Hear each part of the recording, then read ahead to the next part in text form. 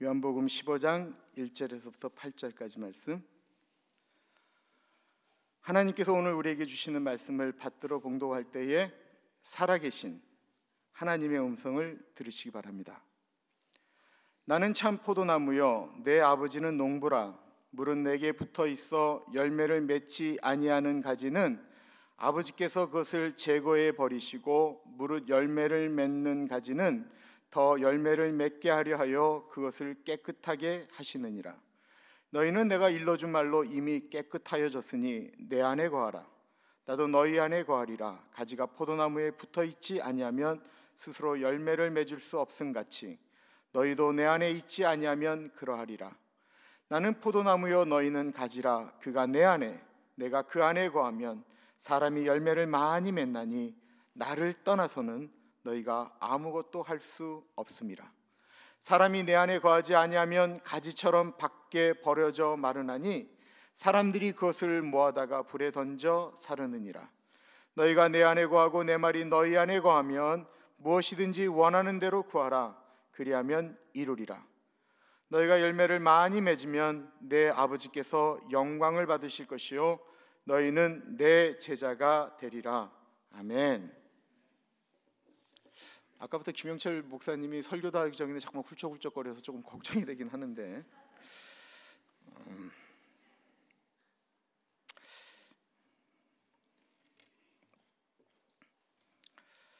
저희가 축복받았다라고 믿어요. 첫 축도, 첫 설교를 하는 현장 가운데 있다라는 것이 얼마나 감사한지 모르겠습니다. 김영철 목사님께서 하나님의 은혜라고 하는 제목으로 주일날 첫 설교를 하실 때 첫사랑을 경험하는 우리 모두가 되시기를 축원합니다. 김형철 목사님 나오실 때 우리가 환영한다고 할렐루야 하겠습니다.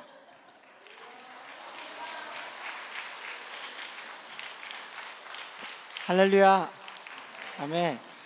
오늘 성가대 찬양 너무 좋아요. 제가 무대에서 들은 건 처음인데 마치 오페라 보러 갔는데 무대 위에서 옆에서 듣는 것처럼 천국에 와 있는 것 같은 느낌이 들어서 너무 행복했고, 그 찬양을 듣고 여러분들을 보는데 제가 언제 울었다고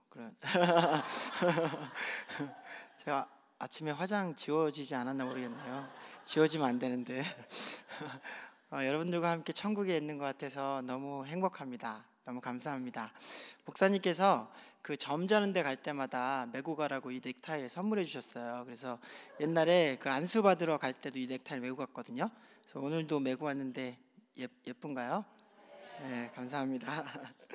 여러분이 기도해 주신 덕분에 지난번에 안수 잘 받고 들어왔습니다. 누가 한국 남자한테 울면 안 된다고 한 건지 울음이 나오는데 꾹 참느라고 얼마나 힘들었는지 모릅니다. 저를 부르신 하나님께 너무 감사드리고, 또 저를 위해서 기도해 주시고 또 격려해 주신 한 분 한 분 여러분들께 너무 감사드립니다. 정말 고맙습니다. 목사님께서 오늘 처음 축도를 하라고 계속 많이 말씀하셨잖아요.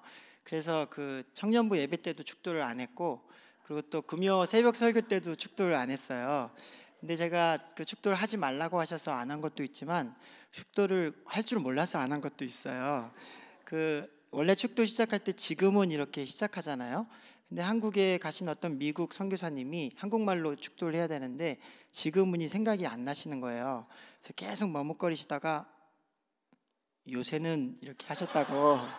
근데 부디 오늘 제가 축도할 때는 아무런 실수 없이 사고 없이 여러분들에게 하나님께서 전해주시는 축복이 잘 흘러가기를 소망합니다. 여러분, 사실 저는 목사가 될 수 있는 자격이 없는 사람입니다. 목사가 되기 이전에 성도로서 부르심을 받는 것 자체가 저는 자격이 없는 사람입니다. 제가 죄가 많은 것은 여기 앉아있는 제 아내가 너무 잘 알고 있습니다. 여러분도 아마 마찬가지일 거라고 생각합니다. 우리가 얼마나 많은 죄가 있는데 하나님께서 우리를 부르셨습니까? 우리가 자랑할 것이 아무것도 없다는 것을 잘 알고 있는 것이죠. 우리가 예수 믿는 것은 아무런 공로가 없이, 아무런 조건이 없이 주님께서 우리에게 주신 그 은혜라는 것입니다. 우리 교회 많은 성도분들이 국제시장이란 영화 본 거 제가 잘 알고 있는데요. 저도 청년부하고 같이 가서 그 영화를 같이 봤거든요. 근데 그 영화를 보는데 한 장면이 저를 굉장히 사로잡는 거예요. 처음에 그 피난민들이 수많은 사람들이 그 흥남부두 바람 부는 흥남부두에 모여 있을 때 그 빅토리아 홀을 타려고 아우성을 치고 울부짖는데 그 얘기를 가만히 듣던 그 선장이 결국에는 결단을 하고 그 피난민들을 모두 배에 태우는 장면이 나옵니다. 그래서 결국 14,000명이나 되는 모든 피난민들이 그 배를 타고 그 흥남부두에서 거제도까지 올 수 있었던 그런 장면을 제가 봤는데, 그 사람들이 물론 영화의 상황이지만 배 위에 올라가서 갑판 위에서 한없이 눈물을 흘리는 장면을 제가 봤습니다. 어떤 사람은 아버지나 아들이나 딸을 저 밑에 남겨두고 와서 울부짖으며 우는 모습을 보기도 했지만, 어떤 가족들이 모두 돌아왔는데도 불구하고 한없이 흐르는 눈물을 멈출 수가 없었습니다. 왜냐하면 내가 이제 배 위로 올라왔구나 하는 마음속에 안도감이 있었을 뿐만 아니라 동시에 저 바라보고 있는 아래에 있는 사람들에 대한 안타까운 마음이 멈출 수가 없었기 때문입니다. 여러분, 우리 예수 믿는 사람들, 우리들 또한 마찬가지입니다. 제가 말씀 준비하는데 그 장면이 자꾸 떠오르는 거예요. 내가 할 수 있는 것이 아무것도 없었는데 나를 구원해 주신 그 하나님, 그리고 동시에 여전히 아직 예수님을 몰라서 구원받지 못하고 있는 안 믿는 영혼들에 대한 안타까운 마음이 동시에 생기는 거예요. 제가 그때 당시의 기록을 자세히 살펴보니까 그 배가 사흘 동안 이렇게 그 흥남부두에서 거제도로 갔었거든요. 근데 그때 아무것도 먹을 것도 없고 또 마실 것도 없고, 그리고 또 제대로 잠을 잘 수도 없었던 그런 상황이었다고 하더라고요. 그리고 그 3일 동안 아이가 5명이나 태어났다고 하더라고요. 근데 그 어려운 상황 속에서도 아무도 다치지 않고 모든 사람이 한 명도 빼놓지 않고 거제도에 당도했다고 하는 거예요. 여러분, 산모가 먹지도 못하고 엄청나게 많은 사람들과 얼마나 많이 힘들었겠습니까? 그런데 정말 감사한 것은 그럼에도 불구하고 너무너무 힘들고 너무 고통스럽고 너무 많은 사람들과 함께 먹지도 자지도 제대로 못했음에도 불구하고 그 흥남부두에 여전히 남아있는 것보다는 배 위에 탄 게 너무너무 감사한 일이었다는 것이죠. 여러분, 우리가 예수 믿지만 힘들고 어렵고 고난이 올 때가 참 많고 질병을 갖게도 될 때가 있고 너무 힘들어서 울부짖고 싶을 때도 있습니다. 그럼에도 불구하고 우리가 예수 믿는 것은 예수 믿지 않았던 그 어두움에 죄악 가운데 있던 삶하고 비교하면 너무너무 감사한 일이라는 것입니다. 그것이 바로 하나님께서 우리에게 주신 은혜입니다. 그럼에도 불구하고 모든 것이 하나님의 은혜인 것입니다. 우리 옆에 있는 분들하고 잠깐 인사해 보시겠어요? 모든 것이 하나님의 은혜입니다. 제가 왜 여러분들에게 인사라고 말씀하는지 아세요? 그 부흥 강사 목사님들 항상 인사라고 하시고 물을 마세요. 정기영 집사님 기침하셨으면 제가 물을 좀 마셨을 텐데 기침 안 하셔서 기침을 시킬 수가 없어서 인사를 했습니다. 여러분, 우리의 삶에 모든 것이 하나님의 은혜인 이유가 있습니다. 그것은 바로 예수 그리스도께서 우리의 구원자가 되시기 때문입니다. 오늘 말씀 1절에 보면 예수님께서 제자들에게 나는 참 포도나무요 내 아버지는 농부라 하고 이렇게 말씀을 하십니다. 요한복음 15장의 이 상황이 있기 직전에 요한복음 14장 31절 마지막 절에서 예수님께서 6월절 성만찬을 마치시고 일어나라 여기를 떠나자 하고 말씀하십니다. 예수님께서 어디로 떠나시는 겁니까? 예수님께서 그 만찬 자리에서 일어나셔서 14장 끝에서 18장 1절을 보면 예수님께서 제자들과 함께 겟세마네 동산으로 들어가는 것을 우리가 알 수가 있습니다. 예수님께서 죽으러 가시는 것입니다. 예수님께서 인류의 죄를 위해, 우리를 위해 십자가에 달려 돌아가시기 위해, 잡히시기 위해, 마지막 기도를 드리시기 위해 겟세마네 동산으로 가시는 것입니다. 그렇기 때문에 15장과 17장 사이에 있는 말씀은 예수님의 유언과도 같은 말씀입니다. 그리고 여러 가지 말씀 중에서 오늘 말씀이 나오는 나는 참 포도나무요 하는 말씀이 얼마나 중요한 것인가 우리가 깨닫게도 되는 것입니다. 여러분, 그때 당시에 예수님 당시에 그 포도나무는 그 이스라엘에서 굉장히 친숙한 농작물이었습니다. 많은 포도나무들이 그곳에서 자라나고 있었다는 것이죠. 그렇기 때문에 아마도 예수님께서 그 만찬 자리에 나와서 기드론 골짜기를 지나 겟세마네 동산까지 가는 그 길가에서 제자들과 말씀하실 때 그 포도나무를 바라보시면서 제자들과 아마도 대화를 나누셨을 것입니다. 전통적으로 구약 성경에 보면 이스라엘은 포도나무로 비유가 되고 있는 것을 우리가 많이 보게 됩니다. 호세아 10장 1절 말씀에 보면 이스라엘은 열매 맺는 무성한 포도나무라 하는 말씀이 있습니다. 그리고 또 이사야 5장에 보면 포도원의 노래라고 하는 그 이사야 5장 말씀에 보면 포도밭은 이스라엘 민족을 가리킵니다. 그리고 주인은 극상품 포도나무를 포도밭에 심고 그리고 또 포도주 틀을 만듭니다. 왜냐하면 포도 열매가 생기면 포도주 틀에 포도주를 만들어서 먹으려고 그렇게 기다리고 있는데 좋은 열매를 기다렸는데도 불구하고 이 포도나무가 들포도 열매를 맺었다고 책망하고 있습니다. 이스라엘 백성의 반역과 죄악을 뜻하는 것이죠. 이스라엘은 거역함으로 하나님 앞에 범죄하였습니다. 그런데 이 모든 것은 사실은 하나님의 계획 가운데 있었습니다. 로마서 11장 11절이 말씀하기를 저희가 넘어지기까지 실족하였느뇨 그럴 수 없느니라. 저희가 넘어짐으로 구원이 이방인에게 이르러 이스라엘로 시기하게 함이니라 하고 말씀하십니다. 이스라엘의 넘어짐은 이방인에게는 구원의 통로가 되었습니다. 어떻게 구원의 통로가 되었습니까? 그것은 그 이방인에게 그 이스라엘에게 구원의 통로가 된 중심에는 예수 그리스도께서 계셨습니다. 내가 진짜 참 포도나무다. 내가 바로 그 포도나무다 라고 예수님께서 말씀하시는 것입니다. 하나님의 구원의 계획은 참 포도나무이신 예수 그리스도를 통해서 유대인이나 헬라인 그러니까 이방인 모두에게 우리에게까지도 그 구원의 손길이 미친 것입니다. 오직 모든 인류가 예수님으로만 구원을 받을 수가 있습니다. 오직 예수님만이 구원의 참 길이십니다. 다른 길은 아무데도 없습니다. 다른 이름으로는 구원을 받을 아무런 방법이 없는 것입니다. 그것이 바로 은혜입니다, 여러분. 그 목사 안수를 받는데 저에게 그 안수위원께서 질문을 하시는 거예요. 어떻게 예수님을 영접하게 되었습니까? 이렇게 질문을 하시더라고요. 근데 제가 그 답변을 이렇게 했습니다. 여러분, 제가 그 어릴 때 태어날 때부터 교회를 다녔어요. 그 연희동에 있는 한 교회를 그 미국에 오기 전까지 평생 동안 그 교회를 다녔거든요. 그 어머니가 그 교회를 데려가셨기 때문에 그 교회를 다닌 거예요. 어렸을 때 목사님이나 전도사님들이 설교를 하실 때 지금 죽어도 천국에 갈 수 있는 사람, 그럼 제가 제일 먼저 저요 이렇게 대답을 했죠. 왜냐하면 나를 구원하신 예수님을 제가 잘 알고 있었기 때문입니다.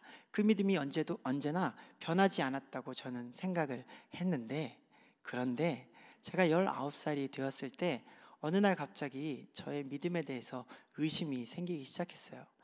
전도사님이나 목사님이 이제는 더 이상 아무리 물어도 제가 자신 있게 손을 들 수가 없는 거예요. 마치 내가 어머니와 같이 교회를 나왔기 때문에 내가 교회에서 세뇌를 당해서 예수님을 믿게 된 거 아닌가, 내가 절에 갔으면 부처님을 믿었지 않았을까, 이런 고민들이 막 생기기 시작하는 거예요. 근데 그렇게 고민이 1년이나 계속 되었습니다. 제가 여러분 기도원도 찾아가서 울부짖고 주여 3창이 아니라 10창 20창을 해도 예수님께서 저에게 믿음을 주시지 않는다는 생각이 드는 거예요. 어느 날 부흥회를 갔는데 그 부흥회에서 지금 예수님을 영접하고 싶은 사람 한번 손 들어 보십시오. 제가 손을 번쩍 들었죠. 그랬더니 뒤에서 대기하고 있던 전사님이 저를 데려가셔서 평생 제가 들어왔던 그 복음을 저한테 전하시는 거예요. 그런데 그 순간 저에게 여전히 믿음이 오지 않는 거예요. 참 절망스럽고 힘들고 어떻게 할 수 없는 그 구원에 대한 갈망과 절망 가운데서 살아가던 어느 날 집에서 로마서 성경을 읽는데 로마서 말씀 중에 3장 10절 말씀에 의인은 없나니 하나도 없으며 하는 말씀을 읽는데 그 말씀이 제 마음에 와서 닿는 거예요. 의인은 없나니 하나도 없으며 라는 말씀을 읽을 때 예수님께서 나를 위해서 돌아가셨구나, 예수님이 나를 위해서 십자가에 돌아가셨구나 하는 게 느껴지더라고요. 그날 제가 예수님을 마음의 구주로 영접할 수 있게 되었습니다. 성도 여러분, 어떻게 우리가 예수님을 믿게 되었습니까? 여러분들이 가지고 계신 구원의 스토리가 아마도 다 다르게 있으실 거예요. 아마 여러분들도 저처럼 얘기하신다면 막 1시간, 2시간 예수님을 영접한 이야기를 하실지 모르겠어요.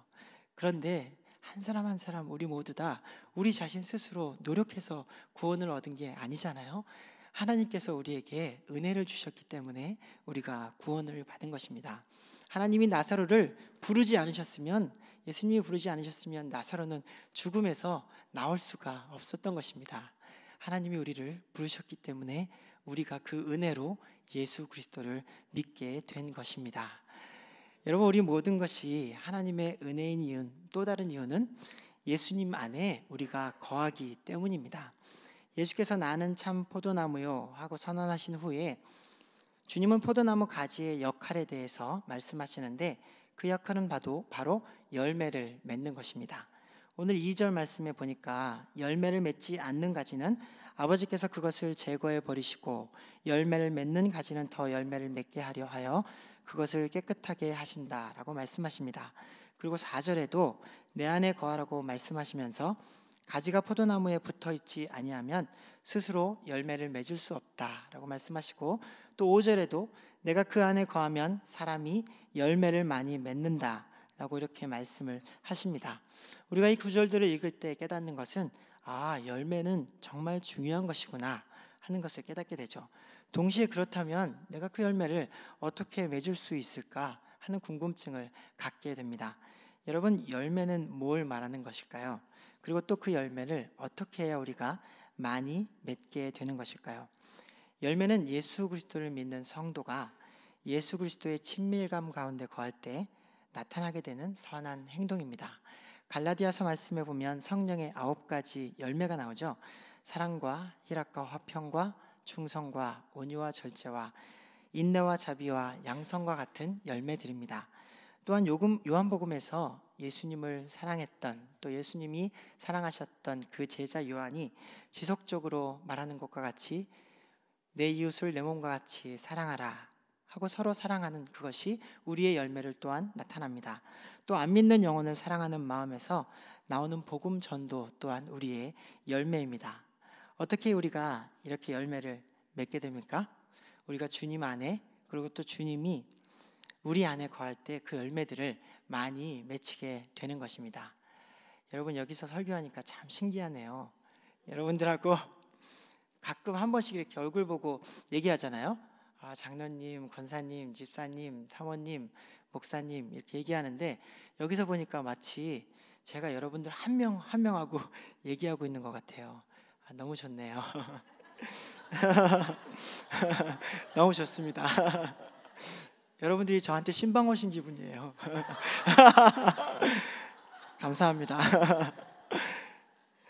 여러분, 가지가 어떻게 열매를 맺게 되죠? 가지가 손끝에 이렇게 힘을 꽉 주는 것처럼 가지가 힘을 꽉 주면 조금씩 열매가 이렇게 나오게 되는 걸까요? 그렇지 않죠? 가지가 자기가 노력해서 어떻게 열매를 맺습니까? 가지가 열매 맺을 수 있는 가장 큰 비결은 이 나무에 완전히 붙어 있는 것입니다. 여러분, 나무에 완전히 붙어 있는 사람은 결국에는 그것으로 인해서 선한 행실의 열매가 나오는 것입니다. 가지고 있는 그 믿음이 행함으로 나타난다는 것이죠. 야고보서 2장 17절 말씀에 보면 이와 같이 행함이 없는 믿음은 죽은 믿음이다 이렇게 말씀하고 있죠. 근데 로마서 말씀과 사람들은 많이 이게 상충된다고 생각합니다. 로마서 1장 17절에 바울은 오직 의인은 믿음으로 말미암아 살리라 라고 이렇게 말씀하시죠. 여러분, 그런데 이 두 말씀은 틀린 것이 아니고 완전히 맞는 말씀입니다. 우리가 행함으로, 그리스도인의 삶으로 우리가 열매를 맺는다면 그 사람은 믿음이 있는 사람이라고 증명되는 것입니다. 또 반대로 우리가 믿음이 있는 사람이라면 우리의 삶이 그 크리스찬의 아름다운 삶으로 드러나는 것입니다. 여러분, 우리가 예수 그리스도 앞에 접붙여져 있을 때 그때 비로소 우리가 삶의 열매를 맺게 되는 것입니다. 여러분, 우리가 예수님께 거하는 것이 비결이라는 것입니다. 여기서 지금 거하다라는 말씀이 참 오늘 말씀에 많이 나오는 것을 보게 됩니다. 예수님이 가장 사랑하셨던 제자, 이 예수님의 제자 요한에게 이 거하다라는 말이 굉장히 중요했던 것 같습니다. 요한복음에만 이 거하다라는 말이 40번 나오거든요. 근데 마태복음, 마가복음, 누가복음을 다 합쳐도 12번밖에 이 말이 나오지 않습니다. 그러니까 예수님께서 요한을 얼마나 사랑하셨는지, 요한이 예수님을 얼마나 사랑했는지 만찬 자리에서도 예수님께 기대서 이렇게 먹으면서 그렇게 사랑을 나눴던 제자가 얼마나 많이 사랑을 나눴으면 그 예수님께 거하는 것이 우리에게 열매 맺는 비결이고, 예수님과 함께 거하는 것이 얼마나 큰 기쁨인지 우리에게도 얘기해주고 있겠습니까? 영어 성경의 많은 버전들이 이 거하다라는 말을 remain in me, abide in me 이렇게 표현을 하고 있죠. 한국 성경 말씀에서는 거하다, 머무르다 이런 뜻인데, 이 말의 원뜻을 잠깐 살펴보면 기다리다, 계속하다, 그리고 또 존재하다, 그리고 또 집요하게, 끈질기게 계속하다라는 뜻을 가지고 있기도 합니다. 그렇기 때문에 이 말을 전체 합쳐서 다시 한번 이렇게 설명을 해보면, 내 말이 멈추지 않고 지속적으로 너희 안에 머무르면 하는 의미를 가지고 있기도 합니다. 여러분, 우리가 믿음을 가진 자로, 하나님 믿는 자로 예수님 안에서 멈추지 않고 끊임없이 지속적으로 예수 그리스도의 사랑 안에 머무르면 우리가 결국 크리스찬의 삶의 열매를 맺게 된다는 것입니다. 우리가 주님 안에 거하는 것이 우리 삶에서 끊임없이 그분의 말씀 앞에 머무른다는 것입니다. 우리 옆에 있는 분들하고 인사 한번 해볼까요? 모든 것이 은혜입니다. 너무 목소리가 작은 것 같아요. 다시 한번, 모든 것이 은혜입니다. 모든 것이 은혜네요. 제가 물을 마시는 것도 은혜입니다. 여러분, 1962년도에는 아주 놀라운 일이 있었습니다. 보스턴에서 그 보스턴의 많은 외과 의사들이 세계 최초로 그 팔을 이 몸에다가 그 접합시키는 이식 수술을 했습니다. 그때 12살 된 소년이 한 명 있었는데, 그 소년이 화물 열차를 매달리고 달리다가 사고로 이 어깨 밑부분에 팔이 떨어져 나간 거예요. 그래서 세계 최초로 보스턴에 있는 의사들이 이 팔을 접합하는 수술을 했는데, 피부와 피부를, 그리고 근육과 근육을, 그리고 혈관과 혈관, 신경과 신경을 연결하는 수술을 한 것입니다. 그런데 놀랍게도 그 아이가 멀쩡하게 2년의 회복 기간을 거쳐서 2년 후에 야구도 하고, 그리고 또 나중에는 카 레이싱까지 할 수 있는 그런 아이가 되었다는 것입니다. 이 팔이 이 몸에서 계속 떨어져 있었다면 이 팔이 제 기능을 할 수 있었을까요?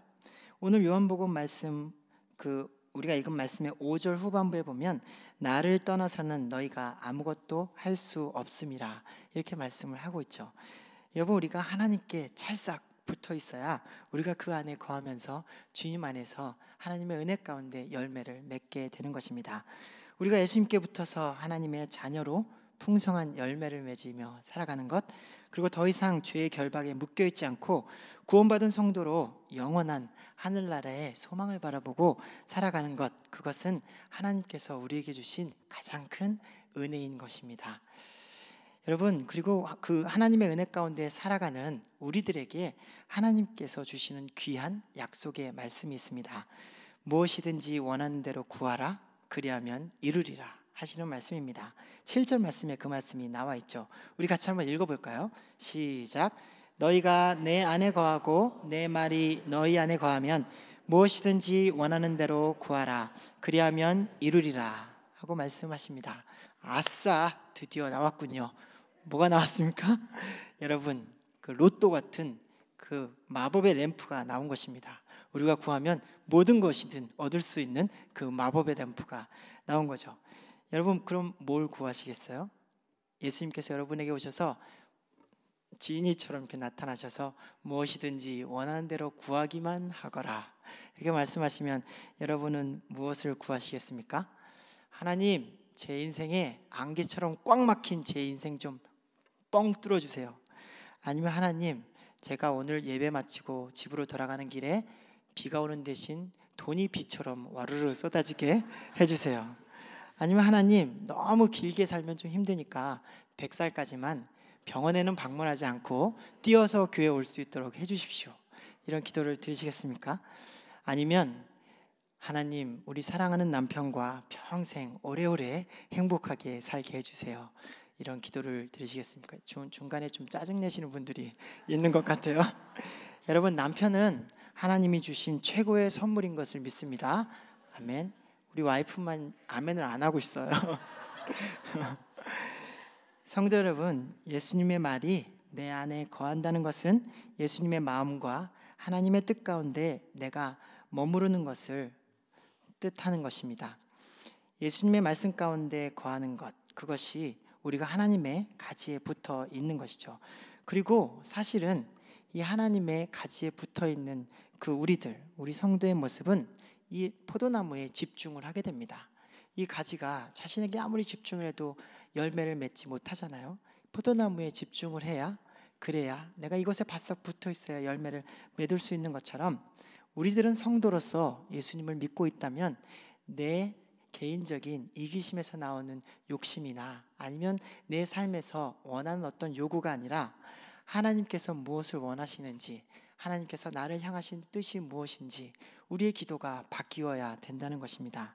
그리고 우리가 하나님께 초점을 맞추어 하나님께서 원하시는 기도를 하나님 앞에 드린다면 하나님께서 무엇이든 들으시지 않을 것이 없을 것이라는 것입니다.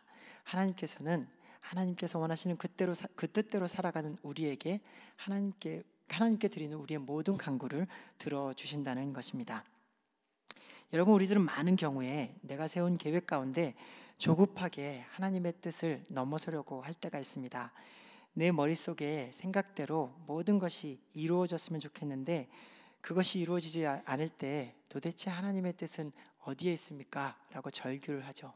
근데 하나님은 우리에게 이미 말씀하셨는데 40일 작전 기도를 어떤 분이 하는데 첫째 날, 하나님, 제가 오른쪽으로 갈까요? 왼쪽으로 갈까요? 이게 너무 궁금해서 이 40일 동안 작전 기도를 시작한 거예요. 근데 첫날 맨 첫 번째 새벽 기도 시간에 하나님, 그런데 하나님이 오른쪽 이렇게 딱 말씀하신 거예요. 오른쪽. 근데 사실은 그 사람 마음속에 왼쪽으로 가고 싶은 거거든요. 그러니까 하나님께서 오른쪽이라고 말씀하셨는데도 불구하고 1일, 2일, 3일, 40일까지 작전 기도를 멈추지 않는 거예요. 하나님의 뜻이 아니라 내 뜻대로, 내가 원하는 대로, 하나님이 원하시는 방향으로 내가 가지 않고 내가 원하는 방향으로 하나님이 좀 와주셨으면 하는 마음이 우리 안에 나도 모르게 잠재해 있을 수 있다는 것입니다. 여러분, 우리의 조급함을 좀 내려놨으면 좋겠습니다. 우리가 대신 하나님 안에 거하며 풍성한 삶을 누렸으면 좋겠습니다. 우리가 하나님의 뜻을 구하기를 바랍니다. 성도의 삶에서 정말 중요한 것은 속도가 아니라 방향입니다. 여러분, 우리가 방향만 제대로 잡으면 속도는 조금 느릴 수 있어도 하나님의 섭리 가운데서 하나님께서 원하시는 뜻 가운데로 결국엔 우리가 도착하게 된다는 것입니다. 마치 우리가 지금 천국에 있는 것처럼, 함께 모여 있는 것처럼 천국에서 우리가 하늘나라의 그 소망 바라보고 믿었던 그 믿음의 선진들의 모습처럼 우리가 함께 모여 하나님을 찬양하게 될 것입니다. 여러분, 우리가 감독이신 하나님이라고 한번 생각을 해보십시오. 우리가 영화 배우예요. 하나님께서 액션 하고 얘기할 때 우리가 액션을 들어가야 되는 거죠. 근데 액션이라고 하지 않았고 컷이라고 얘기했는데 여전히 우리가 연기하고 있다면 우리가 감독의 의도대로 영화가 만들어질 수 있을까요? 만들어질 수 없겠죠? 하나님께서 액션이라고 할 때 우리가 그때 연기하고 하나님이 컷이라고 하면 그때는 기다리고 머무르면서 다음 액션이 무엇인지 기다리는 것입니다. 그렇게 기다릴 때 하나님께서 우리에게 말씀하신 그 약속의 말씀, 무엇이든지 원하는 대로 구하라, 그리하면 이루리라 하는 그 약속의 말씀을 우리가 받게 되는 것입니다. 하나님과 함께 영원한 하늘나라에서 하나님과 우리가 함께 만든 그 작품을 영화로 함께 보는 것입니다.